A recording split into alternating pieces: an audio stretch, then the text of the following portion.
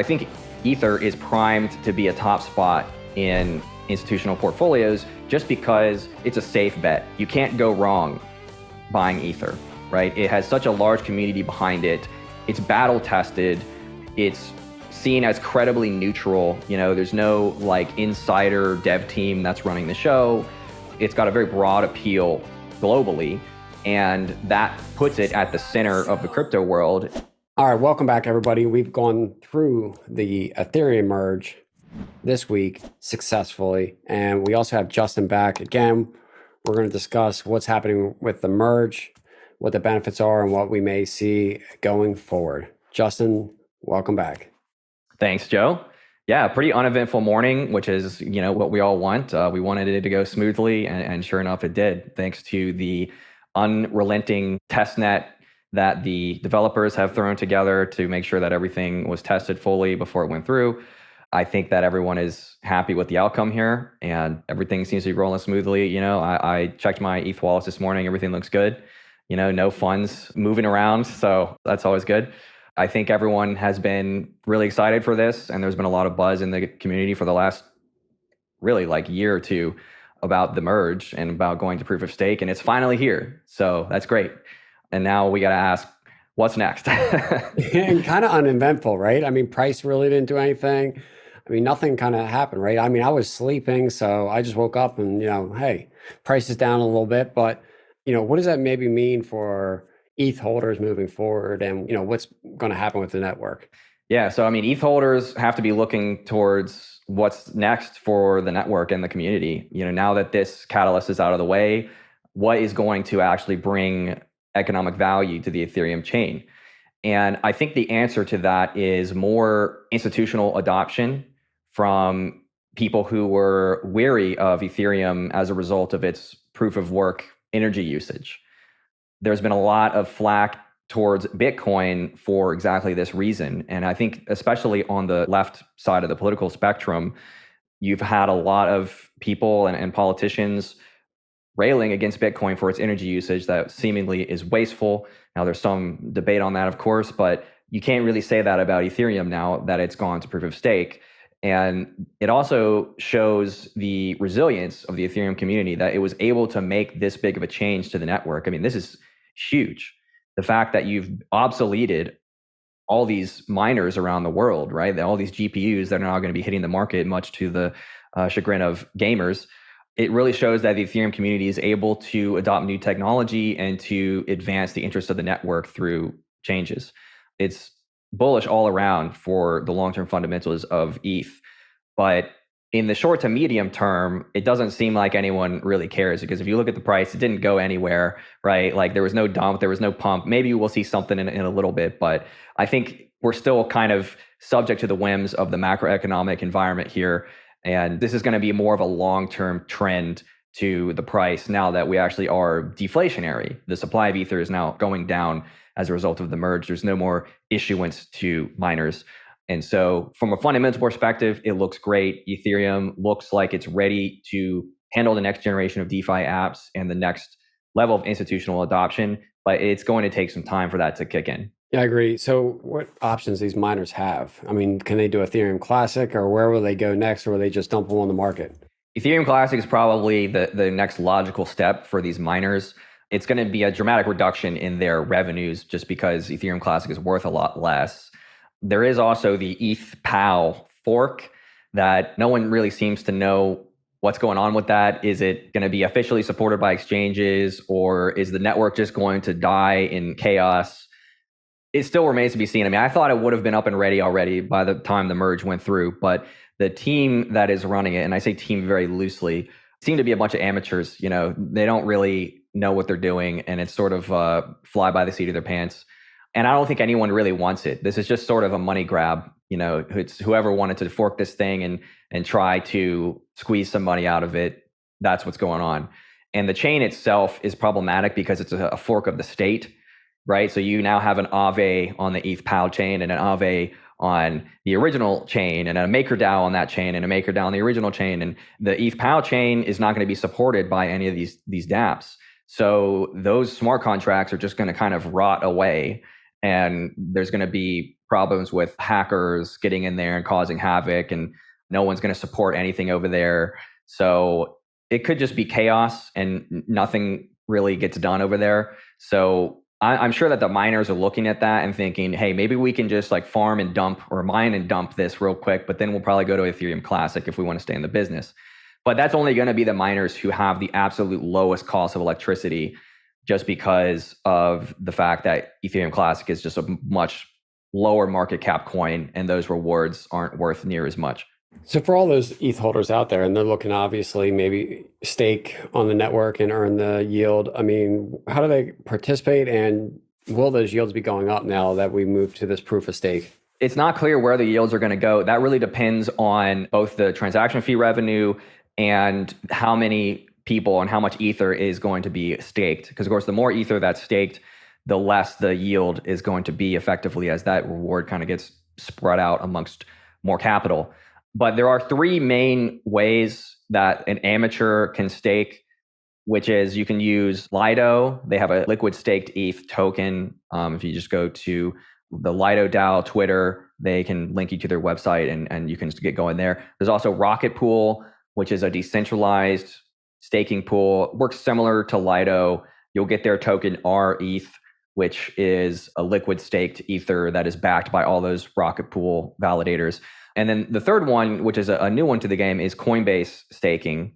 And this one, if you have Ether on Coinbase, you can basically just click a button and start earning yield on your Ether.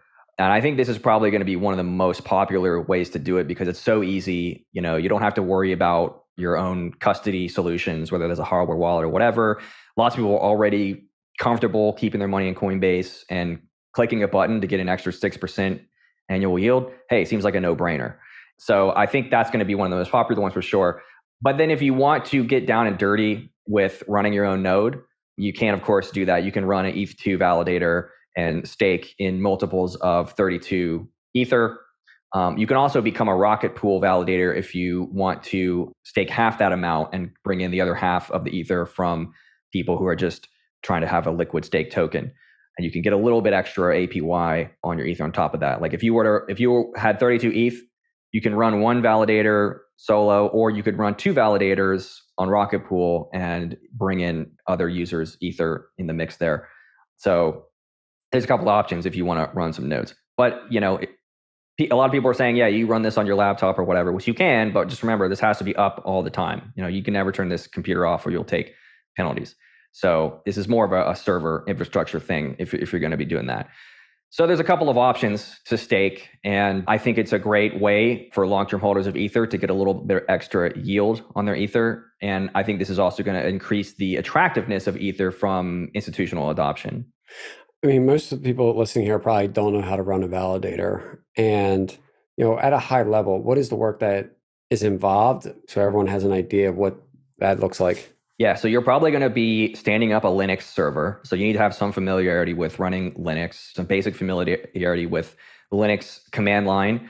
And you're going to be installing the Ethereum Validator software, which you can do it a couple different ways. Some people run it in like a Docker container, or some people will build from source. There's some really good guides that you can follow online if you go to the Ethereum 2 repos. There's a lot of good readmes in there to look through.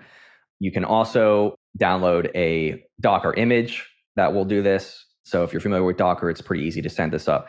But yeah, you've got your Linux server, you've got the Ethereum 2 software running on that. And then once you've set that up in a secure way, now all you have to do is make sure that you maintain internet connectivity, the server stays online, and that you update the software every now and then. So there are going to be, of course, hard forks to Ethereum, and you have to make sure that you are updated in case that happens. Otherwise, you're going to get kicked off the chain. So yeah, once you set it up, it's pretty easy to maintain. It's just that setup process can be a little bit cumbersome if you're not familiar with Linux or running a server. So now the merge is done, right? What can people expect from a transaction speed or cost, or at least the next stages for the network? Yeah, so there's been a lot of misinformation actually around the transaction fees. The merge does not actually reduce transaction fees. I mean, technically there's like a 1% reduction or something tiny in the transaction fees. And it's just due to some technical difference in how the transactions are handled. But by and large, the gas fees are going to be the same as they were before. And, you're going to see spikes in the gas fees when something crazy on chain is going down or, the next bull market. What's really making the difference right now is the layer twos.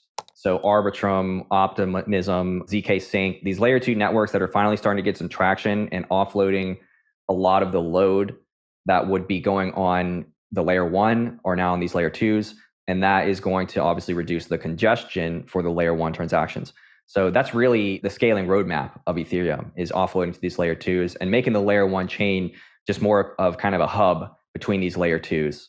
And so I would recommend that you go ahead and get onto the layer twos and play around with that, because that's where you're going to be doing things, at least during the next bull market. Why is it that layer twos can process faster and cheaper transactions than a layer one? Yeah, it gets quite technical, but it comes down to various ways of compressing the data and putting them onto the blockchain. So it doesn't quite work like compressing something in a zip file, but it's similar in philosophy, where you're taking a bunch of transactions, like in the case of an optimistic rollup, you're rolling up those transactions into a small chunk of data, and then you're just posting that to the layer one. And so you can do a lot more transactions at a high speed on the layer two. And then every once in a while, they post those transactions to the layer one to finalize them and give you the security of the layer one. And that's really the secret sauce to these rollups. And so in the case of optimistic rollups, there's this concept of a fraud proof, which is that if someone tries to post invalid transactions to the layer one, somebody can see that and they post a proof of fraud, and then that's going to cause some sort of slashing event down the line. And then there's also zero knowledge rollups or ZK rollups. And in those cases, you actually generate a mathematical proof that everything was kosher on the layer two. And then you post that proof to the layer one. And in both cases, you're able to take a large amount of data and compress it down to a small chunk, and then just post that little chunk to the layer one. And that is ultimately how Ethereum is scaling from a high transaction load down to something that fits on the more decentralized layer one chain. So you think with these layer twos and maybe eventually sharding on the roadmap, that what the vision is for Ethereum ecosystem as a whole will be achieved over the next 10 years? Yeah, I think it'll happen sooner than 10 years. We're looking maybe more like 3 years for them to have the data sharding, or dank sharding is another terminology you'll see. I think that there's been a lot of work behind the scenes that people haven't necessarily been paying attention to because we've been so focused on the merge, but that other technology is coming very quickly. And I think that within 3 years, we should see that on Ethereum. And by then, of course, layer twos will be much more mature and we'll have a lot of layer twos to choose from on Ethereum. But this begs the question of the overall vision of Ethereum. Is this network of layer twos really the way that we should scale blockchains? Or is this more something like Cosmos and their IBC that is going to dominate? Or is this something more like a monolithic chain like Solana? There's a lot of different approaches right now to scalability, and I don't think anyone really knows the answer. So with these layer twos and sharding, right, how does this impact composability, and what's your thoughts there? Yeah, so if you're a dApp on one rollup and there's a dApp on another rollup, there's no composability there. Yeah, you can bridge tokens. You can take tokens from one rollup and you can bridge it back to the layer one and then bridge it over to the other rollup. Or there are some ways to bridge directly between rollups, but that's just sending tokens. If you want to have some high composability, like let's say a DeFi options protocol, right? That's going to rely on a bunch of different other protocols, DEXs, lending markets, things like that. You have to locate those smart contracts on the same chain as these other things that you depend on. So from a composability perspective, there is still this problem of a lot of things are still going to end up on the same chain, and that chain is going to get really congested. And in order to solve that, you really just need to make that one chain really scalable. One of the cases for Solana is that it's really going for maximum composability and making the fastest chain that you can. Now, the downside of that is the validators are less decentralized because you need a beefy server to become a validator. You can't run that as a home user. And a lot of people are uncomfortable with that for their non-sovereign money, because you can just imagine if there was some sort of government crackdown on nodes, it's a lot easier to go shut down nodes in a data center than it is nodes that are running at people's houses. So there's sort of a failover to home nodes capability of the Ethereum layer 1 that is sort of like the bottom layer of security, if you will, that really gives you a higher level of sovereignty. But on the other hand, you trade off scalability. I think this is just a trade-off space that's going to have to be explored, and probably there's different optimizations depending on the type of application. So the DeFi stuff that has to have high composability, I think that's going to find itself in these highly scalable, composable chains. But then we're going to see a long tail of other apps that don't need as much composability, and those are going to be spread around on different layer 2s that are still offering really cheap fees to the users.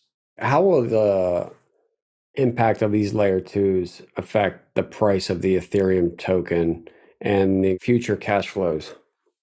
Yeah, the layer 2s, of course, are making layer 1 transactions, and those have to pay fees in Ether. So that will drive cash flow to ETH Validators by paying those fees, and also to all Ethereum holders by burning Ether. The burn sort of acts like an indirect dividend to all Ethereum holders, and then the transaction fees, of course, goes directly to the validators. These layer 2s, will drive economic value to the layer 1. It'll create more demand for that. It will also create demand for layer 1 transactions from users having to bridge between layer 2s and do things between layer 2s. So it all points to more activity on the ETH layer 1, and the ETH layer 1 really becoming like a hub of all these other ecosystems. But there are some criticisms about layer 2s using their own token for transaction fees when they could have used Ether. That does reduce the amount of fees that Ether would generate, because if they had used Ether, right, that's just more demand for Ether. But, everyone wants their own token, right? So that's probably the way it's going to be. So really, Ethereum layer 1 is going to derive its transaction fees from aggregating this economic activity from the rollups. It's not necessarily everyone wants the token. Everyone wants the money from the token, right? Yeah, right. Yeah, you've got all these VCs that fund these projects, right? They need to get something out of it. This is not just, for the benefit of the public, which I get that. And there's something to be said about the flexibility to have different economic models for these rollups. Like, they do have to find a way to incentivize the rollup nodes, right? There are these nodes that are running that are taking your transactions and posting them to the layer 1. And, these are pretty beefy servers. So you got to pay people to do that. And it makes sense to have a token that's designed to do that. But I think whether they have their own token or not, the ETH layer 1 still benefits just from aggregating all of that and serving as the bridge between all these ecosystems. So from here, where do you think ETH is going in regards to adoption, price? Are institutions going to now jump on this because of the cash flows starting today, or what's happening? That's been kind of the story going around, but what do you forecast here? I think we will slowly see more institutions warming up to Ether as a mainstay in their crypto portfolios, especially as the next bull market becomes more clear in terms of actually happening. Because right now it still looks pretty grim in the macroeconomic environment. But as these things always go, there will be another bull market, and people are going to try to prepare themselves for that and figure out where our flow is going to go. I think Ether is primed to be a top spot in institutional portfolios just because it's a safe bet. You can't go wrong buying Ether, right? It has such a large community behind it. It's battle tested. It's seen as credibly neutral. There's no insider dev team that's running the show.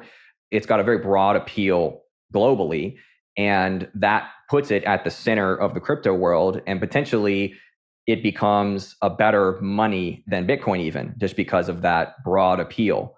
So I think that we're going to see a slow trickle of institutional money into Ether in preparation for the next bull cycle.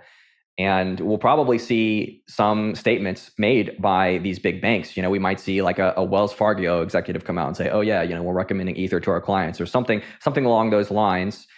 I would not be surprised to see that. All right, well, let's leave off on ETH for today. Anything else we want to close it out with? Yeah, just make sure that if you're going to do anything with this ETHPoW chain, you are really careful. You should probably create a burner wallet and not use the same wallet between chains. It's looking real sketchy. I would just advise caution with that. So maybe don't touch it, don't do anything with it at this time? Yeah, I have no plans to touch any of my forked coins that are ending up there. So I'm just going to wait and see what happens. Probably there's going to be nothing for you to do. It's going to be, picking up pennies in front of a steamroller. The only people that are going to get any money out of this are like the MEV people, that are like front running trades and things like that. There's a lot of that type of shit going on. For the average person, there's really nothing to do, in my opinion. All right, where should people catch you on Twitter? Catch me on Twitter at JGrizzled1. I post some hot takes. The Joe Roberts Show.